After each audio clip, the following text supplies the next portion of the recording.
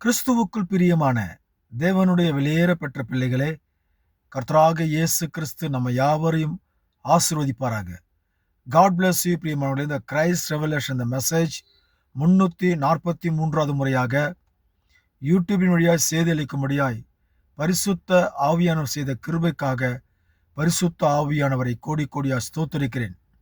இந்த செய்தி வெங்கல சர்ப்பம் என்பதை குறித்து நாம் பரிசுத்த வேதாகமத்திலே அடங்கியிருக்கிற தேவனுடைய ரகசியங்களை குறித்து நாம் பார்க்க போகிறோம். இந்த பரிசுத்த வேதாகமத்திலே வெங்கல சர்ப்பம் சொல்லக்கூடியது எதை குறிக்கிறது, எதை குறித்து பேசப்படுகிறது, வெங்கல சர்ப்பத்தை எதற்காக மோசையை தேவன் ஏற்படுத்தினார் என்பதை குறித்தெல்லாம் நாம் பார்க்க போகிறோம். ஆகவே தயவு செய்து நீங்கள் கூர்ந்து கவனிங்கள் சத்தியத்தை, அநேகருக்கு அனுப்புங்கள் சத்தியங்களை. அநேகருக்கு மிகவும் பிரயோஜனமாக இருக்கும். கர்த்தர் உங்களை யாவரையும் ஆசீர்வதிப்பாராக. நான் செய்தி கடந்து நாம் பார்ப்போம். நீங்கள் என்னாகமம் 21ஆம் அதிகாரத்திலே நீங்கள் 4ஆம் வசனத்திலிருந்து 9ஆம் வசனம் வரைக்கும் நீங்கள் பாருங்கள். நான் வாசிக்கின்றேன். அவர்கள் ஏதோம் தேசத்தை சுற்றி போகும்படிக்கு ஊர் என்னும் மலையை விட்டு சிவந்த சமுத்திரத்தின் வழியாய் பிரயாணம் பண்ணினார்கள். யாருங்கிட்ட? இஸ்ரவேல் ஜனங்க. மோசஸ் இஸ்ரவேல் ஜனங்களை வழிநடத்தின்னு போறாரு சிவந்த சமுத்திரத்தின் வழியாக. வழி நிமித்தம் ஜனங்கள் மனமடைந்தார்கள். ரொம்ப சோர்ந்து போயிட்டாங்க. மனமடைந்து அவர்கள் மோசையை பார்த்து என்ன கேட்குறாங்க பாருங்க. ஜனங்கள் தேவனுக்கும் மோசைக்கும் விரோதமாக பேசி, பாருங்க இந்த இஸ்ரவேல் ஜனங்களை பாருங்க, மோசைக்கும் தேவனுக்கும் விரோதமாக பேசி, நாங்கள் வனாந்திரத்திலே சாகும்படி நீங்கள் எங்களை எகிப்து தேசத்திலிருந்து வரப்பண்ணினதென்ன? இங்கே அப்பம் இல்லை, தண்ணீரும் இல்லை. இந்த அற்பமான உணவு எங்கள் மனதுக்கு வெறுப்பாயிருக்கிறது. ஹல்லேலூயா. நல்லா கவனிங்க.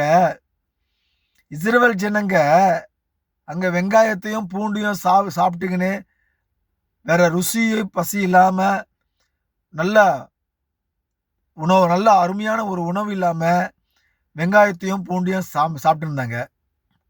இந்த இஸ்ரவேல் ஜனங்களுக்கு தேவ தூதர்கள் புசிக்கக்கூடிய ஒரு மன்னாவை கர்த்தர் அவங்களுக்கு கொடுக்கிறாரு. இதுக்கடையில அவங்க சொல்றாங்க பாருங்க, அப்பமும் இல்லை, தண்ணீரும் இல்லை. இந்த அற்பமான உணவு எங்கள் மனதுக்கு வெறுப்பா இருக்கிறது என்றார்கள். அப்பொழுது கர்த்தர் கொள்ளிவாய் சர்ப்பங்களை ஜனங்களுக்குள்ளே அனுப்பினார். கவனிச்சிங்களா? கொள்ளிவாய் சர்ப்பத்தை ஜனங்களுக்குள்ளே கர்த்தர் அனுப்புறாரு. ஏன் அனுப்புறாரு? அந்த இஸ்ரவேல் ஜனங்களை தேவன் தெரிந்து கொண்ட ஜனங்களா இருக்கிறார்கள். தேவனால் அழைக்கப்பட்ட ஜனங்கள். அந்த ஜனங்களுக்காகவே மோசே சொல்லக்கூடிய ஒரு தீர்க்கதரிசியை அனுப்புகிறார். இருந்தாலும் அந்த ஜனங்களை கொள்ளிவாய் சர்ப்பத்தை உள்ளே அனுப்பி எல்லாரையும் சாகடிக்கும்படியாய் அங்கே கர்த்தர் செய்கிறார். ஏன் இந்த காரியத்தை செய்கிறார்?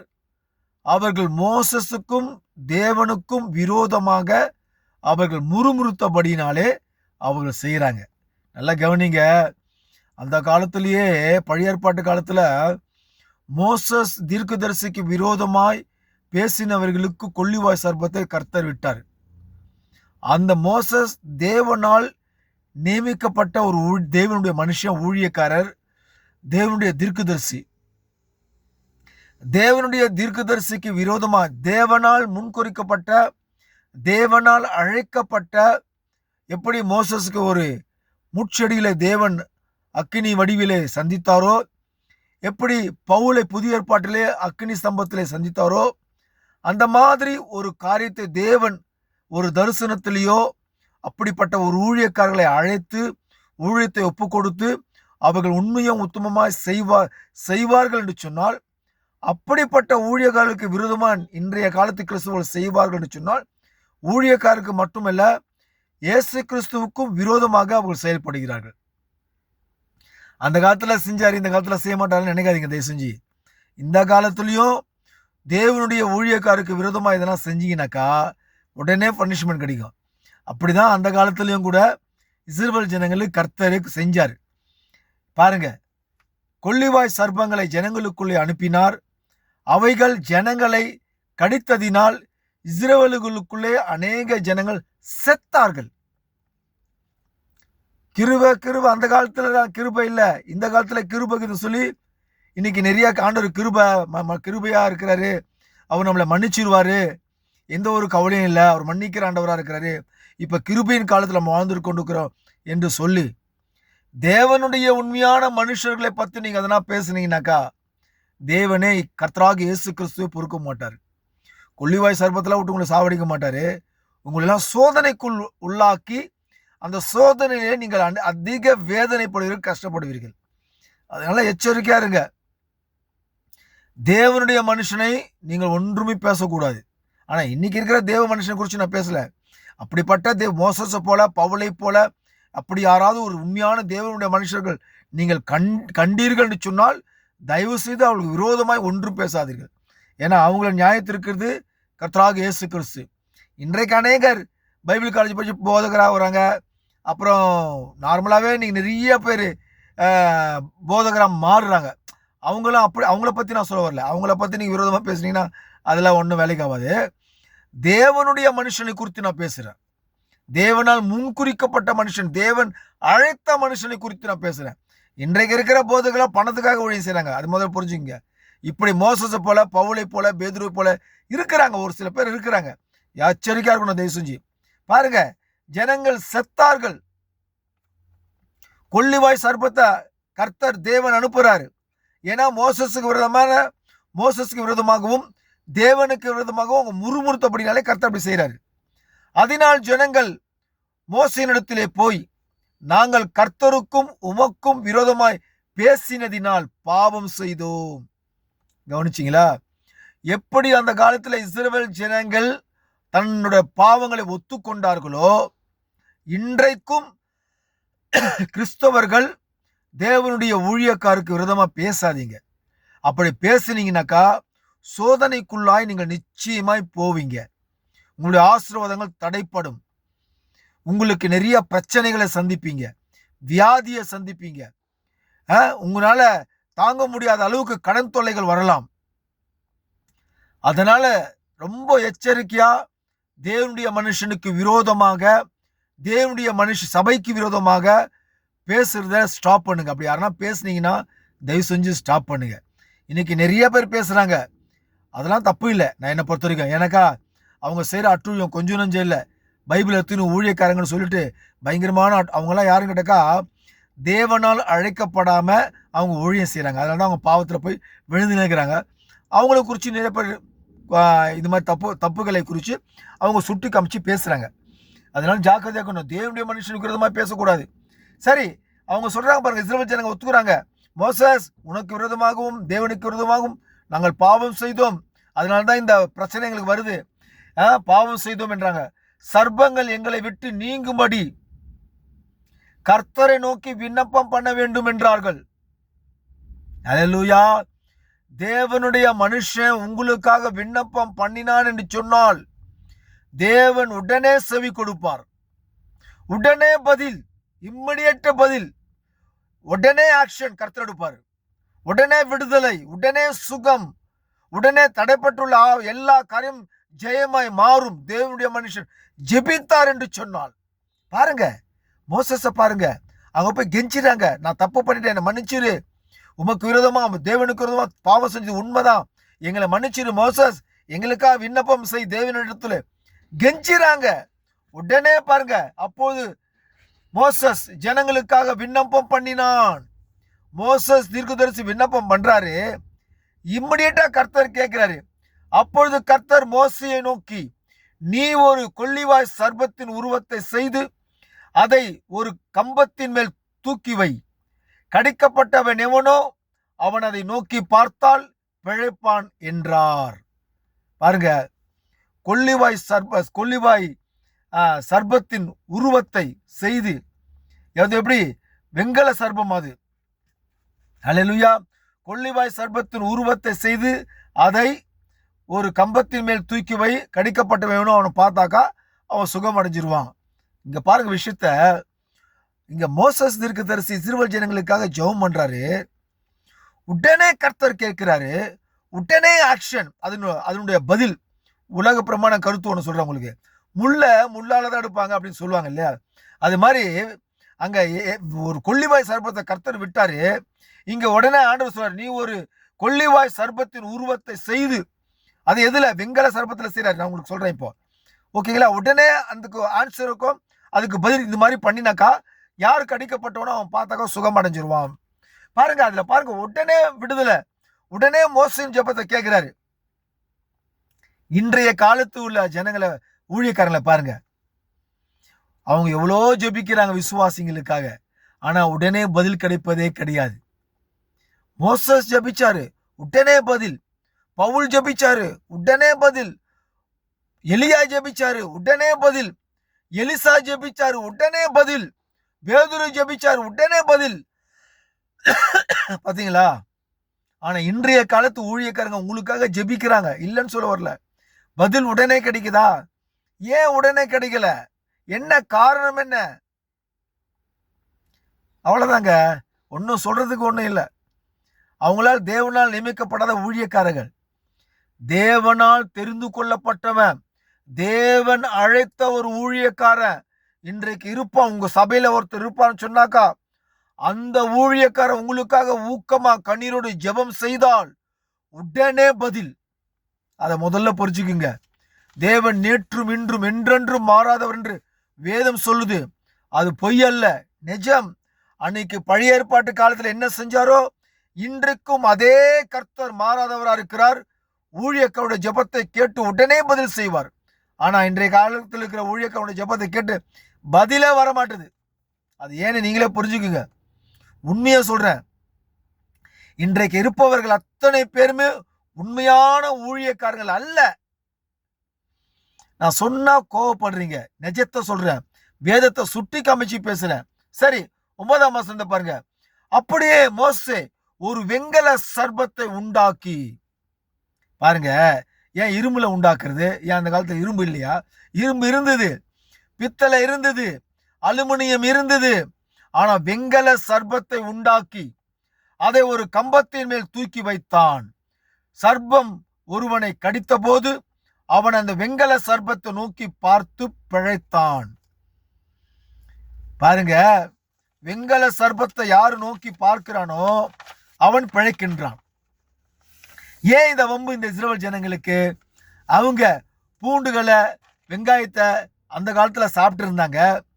அந்த இஸ்ரவேல் ஜனங்களை சிவந்த சமுத்திரத்தை வழிநடத்தின்னு போறாரு மோசஸ் தீர்க்கதரிசி. தேவன் வழிநடத்துறாரு மோசஸ் மூலியமாக. தேவதூதர்கள் பூசிக்கு மன்னாவை கொடுக்கிறாரு, இறைச்சியை கொடுக்கிறாரு. இப்படிப்பட்ட உணவுகளை கொடுத்தும் கூட மீண்டும் அந்த வெங்காயத்துக்கும் அந்த வெள்ளைப்பூண்டுக்கும் இஸ்ரவேல் ஜனங்க போறாங்க. அங்க முறுமுறுக்கிறாங்க வேற மோசஸ்க்கு விரோதமா. இன்றைக்கு கூட அதே ஜனங்கள், மாறாத இஸ்ரவேல் ஜனங்களை போலவே இன்றைக்கும் கிறிஸ்தவ ஜனங்கள், தேவன் எவ்வளவுதான் அற்புதங்கள் செய்தாலும், தேவன் எவ்வளவுதான் நன்மைகளை செய்தாலும், அவங்க மீண்டுமாக எங்க விட்டுட்டு பாவத்தை விட்டு வெளியே வந்தாங்களோ மீண்டும் அதே பாவத்தை திரும்பி பார்க்கிற ஜனங்களா இருக்கிறார்கள். இஸ்ரவேல் ஜனங்கள் மீண்டும் வெங்காயம் கிடைச்சா போதும், பூண்டு கிடைச்சா போதும் நாங்க. ஆனா இன்றைக்கு இருக்கிற கிறிஸ்தவர்கள் பாவத்துக்குள் இருந்து அந்த அடிமைதனத்தில், பாவத்தில், குடியிலையும், சிகரெட்டிலையும், கெஞ்சாலையும், இல்ல அநேக வித விபச்சார ஆவியிலும் இருந்த அந்த ஜனங்கள் கிறிஸ்துவுக்குள் வந்த பிற்பாடு கிறிஸ்துவின் அன்பை ருசி பார்த்து, அற்புதங்களை ருசி பார்த்து, தேவனுடைய விடுதலையை ருசி பார்த்து, தேவனுடைய ஆசீர்வாதங்களை ருசி பார்த்து, தேவனுடைய சத்தியங்களை ருசி பார்த்து மீண்டுமாக அதே விபச்சாரத்தின் ஆவிக்கு தான் நீங்க ஜனங்க போறாங்க. கிறிஸ்துவ ஜனங்கள், கிறிஸ்துவ சொல்லி கொண்டிருக்கிற அதே மீண்டுமாக அதே குடிக்கு தான் நீங்க போய் கொண்டிருக்கிறாங்க. மீண்டுமாக சூதாட்டத்துக்கு மீண்டும் அந்த கிறிஸ்துவ போய் திரும்பி பார்க்கிறான், அந்த இஸ்ரவேல் ஜனங்களை போலவே. அப்ப கர்த்தர் உங்களுக்கு சோதனையை கொடுப்பாரா, கொடுக்க மாட்டாரா? நீங்களே சிந்தித்து பாருங்கள். ஆரம்பத்தில் இருந்த விசுவாசம் உனக்குள் இப்பொழுது இருக்கிறதா? தேவன் ஆரம்பத்தில் நீ விசுவாசத்துக்குள் வரும்போது எத்தனை அற்புதங்கள் இஸ்ரவேல் ஜனங்களுக்கு செய்தது போல ஒரு கிறிஸ்தவனுக்கு, ஒரு குடும்பத்தில், ஒரு சகோதரிக்கு எப்படி அற்புதங்கள் உங்களுக்கு செய்தார் என்பதை குறித்து நீங்கள் நிதானித்து பாருங்கள். தயவு செய்து ஆரம்பத்தில் கர்த்தர் அநேக அற்புதங்கள் உங்களுக்கு செய்தார். நீங்கள் திரும்பி மீண்டுமாக பழைய நிலைமையை பார்க்கிறபடினாலே, மீண்டும் பாவத்தை நோக்கி ஓடுகிறபடினாலே தான் உங்களுக்கு மீண்டும் சோதனை வருகிறது. நீங்கள் மறுபடியுமாக இயேசுவை நோக்கி பார்த்து, ஆண்டவரே என்னை மன்னியும், நான் பரிசுத்தமாய் வாழ எனக்கு தகுதிப்படுத்தும் என்று நீங்கள் சொல்லுங்கள். கர்த்தர் மீண்டுமாக ஒரு பெரிய அற்புதங்களை செய்வார். இன்றைக்கு சபையிலே அப்படிதான் குறை சொல்லுகிற ஆவிகள் நிறைய இருக்கிறது. ஒவ்வொரு சபையிலும் மனவாட்டின்னு சொல்லுவாங்க. சில பேர்லாம் எனக்கு தெரிஞ்சு நிறைய பேர் சொல்லுவாங்களாம் மனவாட்டி, நாங்களாம் மனவாட்டின்னுவாங்க. அவங்க கிட்ட தான் குறை சொல்லக்கூடிய ஆவிகள் அதிகமா இருக்குது.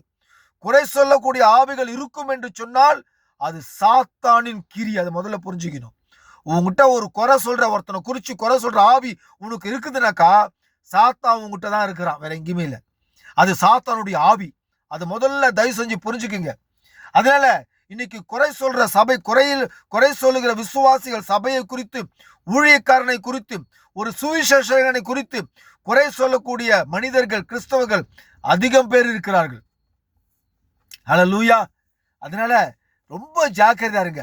நானே ஒரு அற்புதமான வில்லியம் மரியன் பிரென்னாம் சொல்லக்கூடிய ஒரு தீர்க்கதரிசியினுடைய புத்தகத்திலிருந்து சில குறிப்புகள், அற்புதமான சில குறிப்புகளை நான் வாசிக்க உங்களிடத்தில் ஆசைப்படுகிறேன். இந்த உலகத்திலே கடைசி தீர்க்கதரிசி யாருன்னு சொன்னாக்கா வில்லியம் மரியன் பிரென்னாம். அவரை குறித்து இன்னைக்கு ஸ்தாபனங்கள் ஒருவர் கூட பேசுவது கிடையாது.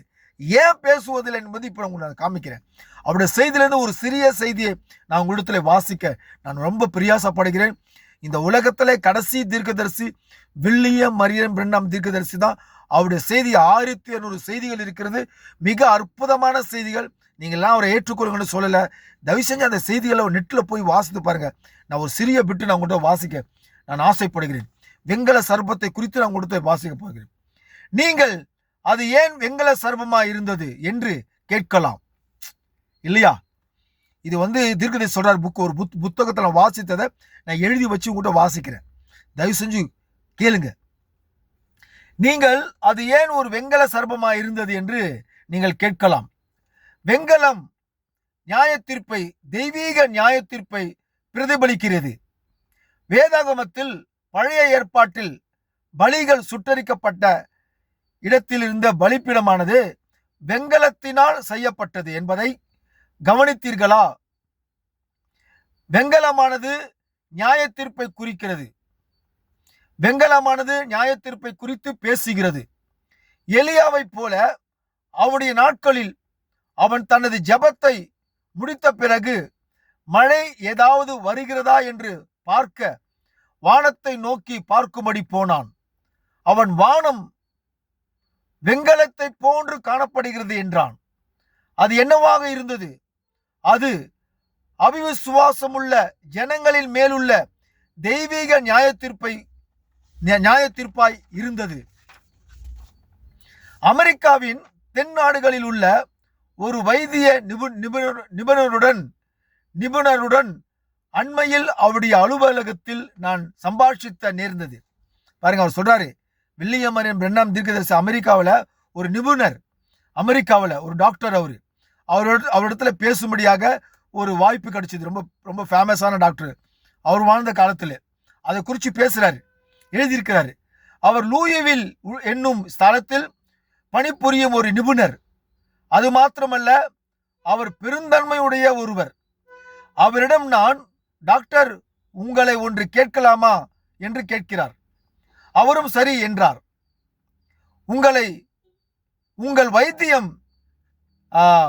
உங்கள் வைத்திய அடையாளமாக ஒரு கோலில் ஒரு பாம்பு சுற்றியுள்ளதே, அது எதை காண்பிக்கிறது என்று கேட்டேன். அவர் எனக்கு தெரியாது என்று பதில் உரைத்தார். வெங்கல சர்ப்பத்தை பழைய ஏற்பாட்டு மோசஸ் சொல்லி செய்தார் இல்லையா? இன்றைக்கு அநேக டாக்டரோட டேபிள்ல பார்த்தீங்கன்னாக்கா ஒரு குச்சி மாதிரி இருக்கும். அது வெங்கல ஒரு பாம்பு மாதிரி வச்சிருக்கோம். ஒரு சிம்பிள் இருக்கும். உங்க எல்லாருக்கும் தெரிஞ்சிருக்கும். அமெரிக்காவில் அந்த வில்லியம் மரியன் பிரென்னாம் சொல்லக்கூடிய அந்த தீர்க்கதரிசி ஒரு நிபுணர் டாக்டரை குறித்து அவரை கேள்வி கேட்கிறார், உங்களுக்கு தெரியுமான்னு சொல்லிட்டு. அவர் பதில் உரைக்கிறார், தெரியாது என்று. நான் இதுதான் அதன் அடையாளம் அப்படின்னு அவர் சொல்றாரு. மோசஸ் உடைய ஸ்டோரியை பத்தி பேசியிருக்கிறாரு. இதுதான் அதனுடைய அடையாளம் என்று அவர் சொல்லியிருக்கிறாரு. மோசே உண்மையான கிறிஸ்துவுக்கு அடையாளமாக வனாந்தரத்தில் வெங்கல சர்பத்தை உயர்த்தினானே, அது தெய்வீக சுகமளித்ததின் சின்னமாக உள்ளது என்றேன். அல்லேலூயா. அதை அநேகர் விசுவாசிப்பதில்லை. எனினும் நல்லா கவனிக்கணும், எனினும் திறனுள்ள உண்மையுள்ள வைத்தியர்கள் அதை நம்புகின்றனர். கவனிச்சிங்களா அருமையான தேவனுடைய வெளியேறப்பட்ட பிள்ளைகளே? திறமையுள்ள உண்மையுள்ள வைத்தியர்கள் அதை நம்புகின்றனர். எதை? அந்த வெங்கல சர்பத்தை மோசஸ் வைத்தார, அது அந்த இன்றைக்கு இருக்கிற அன்றைக்கு அவர் சந்திச்ச தீர்க்கதரிசி சொல்றாரு, அந்த டாக்டர் கிட்ட திறமையுள்ள உண்மையுள்ள வைத்தியர்கள் அதை நம்புகின்றனர். ஆனாலும் அவர்களில் அநேகர் அதை நம்புவதில்லை. ஆனால் அவர்களிடம் காணப்படும் அந்த அடையாளம் சின்னம் அவர்கள் நம்பினாலும் சரி நம்பாவிட்டாலும் சரி சர்வ வல்லமுள்ள தேவனின் வல்லமைக்கு ஓர் எடுத்துக்காட்டாக அமைந்துள்ளது. பாருங்கள், அது சரி, ஆம், வைத்திய அடையாளமாக வெங்கல சர்பம் ஒரு கோலின் தொங்கிக் கொண்டுள்ளது. அல்லேலூயா. தேவனுடைய வெளியேறப்பட்ட பிள்ளைகளே, சர்வ வல்லமுள்ள தேவனின் வல்லமைக்கு ஒரு அடையாளமாக அது அமைந்துள்ளது. எனக்கு உங்ககிட்ட பேசும்போது ஒரு சின்ன ஒரு கருத்து உங்ககிட்ட பேசணும்னு ரொம்ப ஆசைப்படுறேன். என்னன்னு கேட்டீங்கன்னாக்கா, நான் ஒரு இப்போ லேட்டஸ்டாக கொஞ்ச நாளைக்கு முன்னாடி ஒரு சர்ச்சில் எனக்கு மெசேஜ் கொடுக்க முடியாது இன்வைட் பண்ணாங்க. அங்கே நான் ஒரு முக்காடை குறித்து நான் பேசணும்னு ஆசைப்பட்டேன். நான் எப்பொழுதும் ஒரு புதுசாக கர்த்தருடைய கிருபையினால தேவனுடைய ஆலோசனையினால முக்காடு விசுவாசிகள் போடலாமா போடக்கூடாதா என்று ஒரு சின்ன டெமோ நான் யூடியூப்லேயே பேசியிருக்கிறேன். முக்காடு என்றால் என்ன, தேவ தூதுகள் முன்பாக முக்காடு போடணுமா, அப்படி ஒரு மெசேஜ் ஒன்று விட்டுருக்கிறேன். அது டெமோ மாதிரி காமிச்சு அந்த சர்ச்சில் பலிப்படுத்தல் நின்று ஒரு சின்ன லேடி பொம்மை தலையை மட்டும் வச்சு ஒரு முடி டோப்பா முடியை வச்சு அவங்களுக்கு இது ஒரு தலை, இந்த டோப்பா முடி தான் முக்காடு, பெண்களுக்கு தலைமுடியே முக்காடாக இருக்கிறது வேதம் சொல்லுகிறது என்று நானும் அதை போட்டு ஜனங்களுக்கு அழகாக காமிச்சேன். ரொம்ப அருமையான மெசேஜ் போச்சு. அங்குள்ள விசுவாசிகளும் அதை கேட்டு ரொம்ப லைக் பண்ணாங்க. ரொம்ப அருமையாக இருந்தது. யாருமே இது மாதிரி டிஃப்ரெண்டாக ஒரு மெசேஜ் நல்லா இருந்ததுன்னு சொன்ன ரொம்ப பாராட்டினாங்க. ரொம்ப மகிழ்ச்சி அடைஞ்சாங்க. ரொம்ப விருப்பமாக இருந்தது. சரி, ஓகே, அதெல்லாம் முடிச்சுட்டு கீழே நான் அப்படியே வெளியே போகும்போது அங்குள்ள ஒரு சபையில் இருக்கிறதுக்கு ஒரு விசுவாசிங்க திடீர்னு இடையில நான் பிரசங்கம் பண்ணும்போது கீழே போனாங்க. நான் மேலே பேசினேன், கீழே போனாங்க. சர்ச்சு முடிஞ்சது, நான் போனேன். உடனே ஒரு சகோதரி சொல்கிறாங்க, ஐயா, நீங்கள் என்னையா விக்கிர பொம்மையெல்லாம் வச்சு நீங்கள் பலிப்படுத்தலை வச்சு நீங்கள் இது மாதிரி பண்ணுறீங்களே அப்படின்னாங்க. நான் சொன்னேன், என்னம்மா அதை போய் விற்கிறேன்னு சொல்கிறீங்களாம்மா அப்படின்னு. இல்லை, அது ஒரு விக்கிரம் தானே அப்படின்னாங்க. நான் சொன்னேன், விக்கிரம்லாம் இல்லைம்மா, அது ஒரு செய்திக்கு அடையாளமாக அந்த பொம்மையை நான் உங்களுக்கு வச்சு ஜனங்களுக்கு புரிகிற மாதிரி நான் செய்தியை சொன்னேன். மற்றபடி வேற ஒன்றுமே இல்லை அப்படின்னு நான் அவங்ககிட்ட சொன்னேன். பாருங்க, இன்றைக்கு குறை சொல்லக்கூடிய ஆவிதான் இன்றைக்கு இருக்குது. கடைசியில் பார்த்தா அந்த சர்ச்சு மணவாட்டி சர்ச்சுன்னு சொல்கிறாங்க அவங்க அப்படின்னு என்கிட்ட சொன்னாங்க. கடைசியில் ஒரு சகோதரன் சொன்னாங்க, இது ஒரு மணவாட்டி சர்ச்சுன்னு சொல்கிறாங்க ஐயா, அதனால அவங்க சில குறைகள்லாம் பார்ப்பாங்க அவங்கன்னு. நான் சொன்னேன், இது ஒரு விக்கிரன் இல்லைம்மா, இது ஒரு டெமோ காண்பிக்கிறதுக்காக அந்த செய்திக்கு அடையாளமாக இதை நான் காமிச்சினே தவிர மற்றபடி நீங்கள் நினைக்கிற மாதிரி அது ஒரு விக்கிரன் இல்லை அப்படின்னு நான் சொன்னேன். சரி, ஓகே, அவங்களுக்கு தெரிஞ்சது அவ்வளோதான். ஆனால் இதே போல் இன்னொரு சர்ச்சில் நான் இது மாதிரி பேசும்போது அங்கே 6 மாதமாக பேசிக்கிட்டு இருந்த பூந்தமல்லியில் ஒரு சர்ச்சில் இந்த செய்தியை முக்காடை குறித்து இதே டெமோ காமிக்கும் போது சுத்தமாக நான் அதுக்கப்புறம் கூடவே இல்லை. என்னடா அந்த பிரதர் சத்தியத்தை போட்டு உடைக்கிறாரு, பயங்கரமாக பேசுகிறாரு, என்னை கூப்பிடவே இல்லை. பாருங்க, இயேசுவை நேசிக்கிறாங்க, அந்நிய பாஷை பேசுகிறாங்க, பேய் பிசாசு ஓட்டுறாங்க. ஆனால் சத்தியத்தை குறித்து, உண்மையான சத்தியத்தை குறித்து வெளிப்படுத்தி டெமோவோடு காண்பிக்கும் போது அந்த சபையில் மறுபடியும் எனக்கு கூப்பிடல. 6 மாதம் 7 மாதமாக கண்டினியூ பிரசங்கம் பண்ணியிருந்தேன். நான் அந்த சபையில் உண்மையான சத்தியத்தை, பெண்கள் புடவை முக்காடு போடக்கூடாது, தலைமுடியே முக்காடாக இருக்கிறதுன்னு ஒரு டெமோ காமிச்சேன். அந்த சர்ச்சில் சுத்தமாக கூப்பிடல. மணவாட்டின்னு சொல்லக்கூடிய ஒரு சபைக்கு போனேன், அங்கே பேசினேன், இந்த பொம்மையை போய் விற்கிறேன், அதெல்லாம் தப்பு அப்படின்னு சொல்கிறாங்க. சரி, நான் ஒன்றும் நான் தப்பாக நினைக்கல, ஏன்னாக்கா அவங்களுக்கு ஆவிக்குரிய வளர்ச்சி அவ்வளவுதான். ஆனால் இங்கே பாருங்க, எவ்வளோ அருமையாக சொல்கிறாரு, சர்வ வல்லமுள்ள தேவனின் வல்லமைக்கு ஒரு எடுத்துக்காட்டாக அமைந்துள்ளது. ஒரு அடையாளம், அது டாக்டர்ஸ்லாம் வச்சிருக்கிறாங்களே, ஒரு அடையாளமாக, அடையாள சின்னமாக வச்சிருக்கிறாங்க. ஆனால் வில்லியம் பிரண்ணம் தீர்க்கதரிசி செய்தியில கவனிங்க, அவர் என்ன சொல்றாரு பாருங்க, ரொம்ப அற்புதமா சொல்றாரு. தேவன் மார்ட்டின் லூத்தரை அவருடைய செய்தியுடன் அனுப்பினார். தேவன் மார்ட்டின் லூத்தரை அனுப்பினாரு.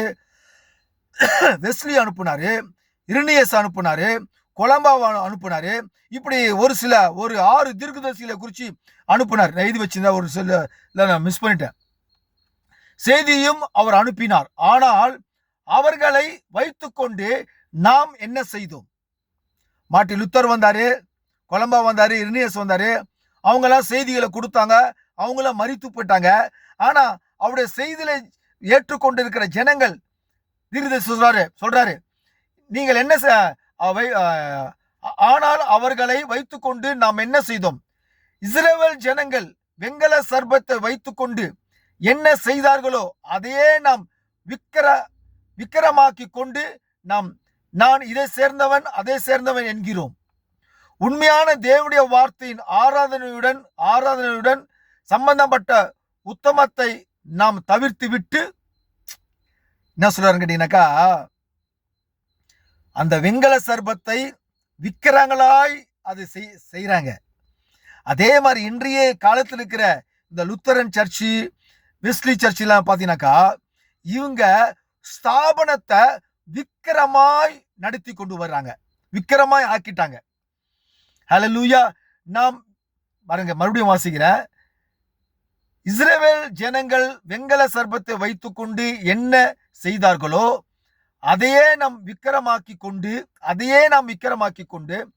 நான் இதை சேர்ந்தவன் அதை சேர்ந்தவன் என்கிறோம். உண்மையான தேவனுடைய வார்த்தையின் ஆராதனையுடன் சம்பந்தப்பட்ட உத்தமத்தை நாம் தவிர்த்து விட்டு ஏதோ ஒன்றுடன் நாம் சார்ந்திருக்கிறோம். தீர்க்கதரிசி அந்த விக்கிரத்தை என்ன நேர்ந்தது? தீர்க்கதரிசி அந்த விக்கிரத்தை உடைத்து போட்டான் என்று வேதம் கூறுகிறது. இன்றைக்கும் ஸ்தாபனங்களாகிய விக்கிரத்தை உடைத்து போடக்கூடிய ஒரு தீர்க்கதரிசி நமக்கு அவசியமாய் உள்ளது. பார்த்தீங்களா? இன்றைக்கு ஸ்தாபனங்களாகிய விக்கிரத்தை, அப்ப ஸ்தாபனங்கள் ஒரு விக்கிரமாய் இன்னைக்கு இருக்கிறது என்று அவர் கூறுகிறார். இவைகளை உடைத்து போடக்கூடிய ஒரு தீர்க்கதரிசி தேவைப்படுகிறது. அவர்தான் வில்லியம் மரியன் பிரண்ணாம் தீர்க்கதரிசி. அந்த தீர்க்கதரிசி தான் இன்றைய காலத்தில் இருக்கிற உலகத்தில் இருக்கிற மொத்த ஸ்தாபனங்களையும் உடைத்து இது தவறு என்று சத்தியத்தின் அடிப்படையில் பேசும் பொழுதுதான் இன்றைக்கு அநேக ஸ்தாபனங்கள் அவரை ஏற்றுக்கொள்வது கிடையாது. இதுதாங்க ரீசன். இன்றைக்கு ஏஜி சபையோ இல்ல தினகரன், நான் ஏற்கனவே சொல்லிக்கிற ஒரு வீடியோல தினகரன் பிரதர அவரை போய் மீட் பண்ணியிருக்கிறாரு, பேசியிருக்கிறாரு, அவர் சொப்பனத்துல வந்தாரு, இதெல்லாம் யூடியூப்ல பேசியிருக்கிறாரு, சொல்றாங்க. அது மாதிரிலாம் பாருங்க, இன்றைக்கு இருக்கிற ஸ்தாபனங்கள் உண்மையான ஒரு மனுஷன் உத்தமமா ஊழியம் செஞ்சாக்கா அவனை புறங்கணிக்கிறார்கள். இன்னைக்கு பாட்டு பாடி கூத்தாடின்னு ஏமாத்தி நிற்கிறாங்கன்னா அவனை நேசிக்கிறாங்க. சத்தியத்தை உண்மையா சொல்றவங்கள புறங்கணிக்கிறாங்க. சரி, ஆனா இன்னைக்கு ஸ்தாபனங்களை விக்கிரமாக்கி கொண்டு ஒரு விக்கிரமாய் ஆக்கி கொண்டு இந்த ஸ்தாபனம் அந்த ஸ்தாபனம் சொல்லி செயல்படுகிறபடினாலே ஒரு தீர்க்கதரிசி அவசியமா இருக்கிறது. அவர் தான் வில்லியம் மரியன் பிரண்ணாம். அவர் தான் வந்த பிறப்புதான் ஸ்தாபனங்களை எல்லாம் உடைச்சி தகர்த்தெடுக்கிறார். ஹல்லேலூயா. பாருங்க, தங்கள் கோட்பாடுகளை கொண்டும் ஸ்தாபனங்களை கொண்டும் பரலோகத்திற்கு ஹல்லேலூயா போய்விடுவதாக எண்ணிக்கொண்டிருக்கும் இந்த ஜனங்களில் அழிக்கப்பட்டு சுட்டரிக்கப்பட்டு தூர எரிய வேண்டும். தேவன் மோசையை கொண்டு உண்டாக்கி கம்பத்தில் உயர்த்தின அந்த வெங்கல சர்பத்தின் முன்னால் உத்தமமில்லாமல் நின்றாலும் அவர்கள் சுகமடைந்து விடலாம் என்று எண்ணிருந்தனர். அவர்கள் அங்கு நின்று கொண்டு அதை பார்த்து கொண்டிருந்தனர். இப்படியே வழக்கமாக செய்து அதை விக்கிரமாக்கி கொண்ட போது, பார்த்தீங்களா, அங்க இஸ்ரவேல் ஜனங்கள் அதை அப்படியே வழக்கமா செஞ்சு அதை விக்கிரமாக்கி கொண்டாங்க. மோசஸ் வெங்கல சர்பத்தை உயர்த்தினார்ல, அதை இஸ்ரவேல் ஜனங்களே அதை விக்கிரமாக்கி கொண்டார்கள். ஆனா நான் ஒரு சபையில போய் இந்த பொம்மையை காமிச்சேன். அந்த சகோதரி என்னடானாக்கா அது விக்கிறேன்னு சொல்லிட்டாங்க. நான் அந்த செய்திக்கு, தேவனுடைய சத்தியத்துக்கு செய்திக்கு அடையாளமாக தான் அந்த சபையிலே நான் ஜனங்களுக்கு காண்பித்தேன். ஆனா எல்லா விசுவாசிக்கும் ரொம்ப பிடித்திருந்தது. ஒரு சில கலகத்தின் ஆவி உள்ள அங்க உள்ள நண்பர்கள் தான் அந்த சகோதரி கிட்ட போயிட்டு கலகம் பண்ணிட்டு போயிட்டாங்க. கவனிங்க, மோசஸுக்கு விரோதமாகவும் தேவனுக்கு விரோதமாகவும் செய்ய பொழுது கொள்ளிவாய் சர்பத்தை விட்டாரு. இன்றைக்கு அதே தேவன் மாறாதவர். உண்மையான சத்தியத்துக்கு அடையாளமாய் உண்மையா நான் காண்பித்த பொழுது அந்த சபையில புறங்கணித்தாங்க அத. ஆனா தேவன் தான் அதை நியாயத்திருக்கணும், அது ஒன்றும் சொல்லக்கூடாது. தேவன் நியாயத்திருக்கணும். ஆனா அவங்க சத்தியத்துல சரியா வளரல நான் சொல்ல முடியும். இங்க பாருங்க, அதை பார்த்து கொண்டிருந்தனர். இப்படியே வழக்கமாக செய்து அதை விக்கிரமாக்கி கொண்ட போது தேவன் ஒரு தீர்க்கதரிசியை அனுப்பி அதை அழித்து போட்டார். அல்லேலூயா. ஆகவே அந்த வெங்கல சர்ப்பம் எதற்கு அடையாளமா இருக்கிறது சொன்னால், அந்த வெங்கல சர்ப்பம் நியாய தீர்ப்புக்கு அடையாளமாக அது இருக்கிறது என்று மிக அற்புதமாக தீர்க்கதரிசி உரைத்திருக்கிறார். ஆகவே தேவனுடைய வெளியேறப்பட்ட பிள்ளைகளே, இன்றைக்கு அநேகர் எல்லாமே விக்கிரம் தான் இல்லைன்னு சொல்லுவாரு. ஆனா தேவனுடைய சத்தியத்திற்கு செவி கொடுத்து தேவனுடைய சத்தியத்தின் பிரகாரமாக ஒரு உதாரணங்களை காண்பிப்போம் என்று சொன்னால் அதெல்லாம் தப்பு கிடையாது. அதை விக்கிரமாய் பயன்படுத்தக்கூடாது, அது விக்கிரமாய் ஆராதிக்க கூடாது. அதுதான் மிகப்பெரிய தப்பு. ஆகவே தேவனுடைய பிள்ளைகளே, தேவனுக்கு விரோதமாகவும் ஊழியக்காரர்களுக்கு விரோதமாகவும் தேவனால் நியமிக்கப்பட்ட சுவிசேஷங்களுக்கு விரோதமாகவும் முறுமுறுக்காதீர்கள். இன்றைக்கு சபையில நிறைய விசுவாசிகள் முறுமுறுக்கிற விசுவாசிகள் தான் இருக்கிறார்கள். வார்த்தைக்கு விரோதமாய் முறுமுறுக்காதீர்கள், தேவனுடைய ஊழியக்காரருக்கு விரோதமாய் முறுமுறுக்காதீர்கள்.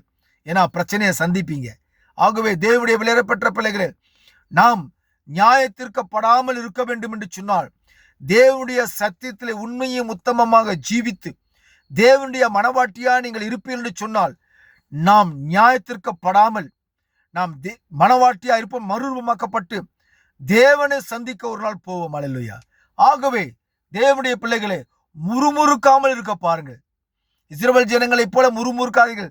அதே இஸ்ரவேல் ஜனங்கள் ஆவிதான் இன்றைக்கு கிறிஸ்துவ மத்தியில இருக்கிறது. ஓகே, காட் பிளஸ் யூ பிரியமானங்களே. செய்திகளை அநேகருக்கு அனுப்புங்கள். உண்மையாய் உத்தமமாய் ஜீவியுங்கள். பூண்டு வேணும், எனக்கு வெங்காயம் வேண்டும் என்று இஸ்ரவேல் ஜனங்கள் சொன்னது போல நீங்க மறுபடியும் அந்த பாவத்துக்குள்ள நான் மறுபடியும் கொஞ்சம் சரக்கு அடிக்கிறேன், கொஞ்சம் லைட்டா டம் இழுத்துக்கிறேன், மறுபடியும் நான் ஒரு கார்ஸ் ஆடுறேன், மறுபடியும் பழைய நிலைமைக்கு கொஞ்சம் போயிட்டு வந்துடுறேன் அப்படின்னு நினைக்காதீங்க. அது மிகப்பெரிய தவறு. சோதனையை சந்திப்பீர்கள், கவலை பிரச்சனையை சந்திப்பீர்கள். ஆகவே நீங்கள் போய்கொண்டிருக்கும் ஆவிக்குரிய வாழ்க்கையின் வழியிலே நேராய் கடந்து செல்லுங்கள். முறுமுறுக்காமல் போங்கள். கர்த்தர் உங்களோடும் அடியனோடும் கடந்து வருவார். காட் பிளஸ் யூ பிரியமானங்களே. அநேகருக்கு செய்திகள் அனுப்புங்கள்.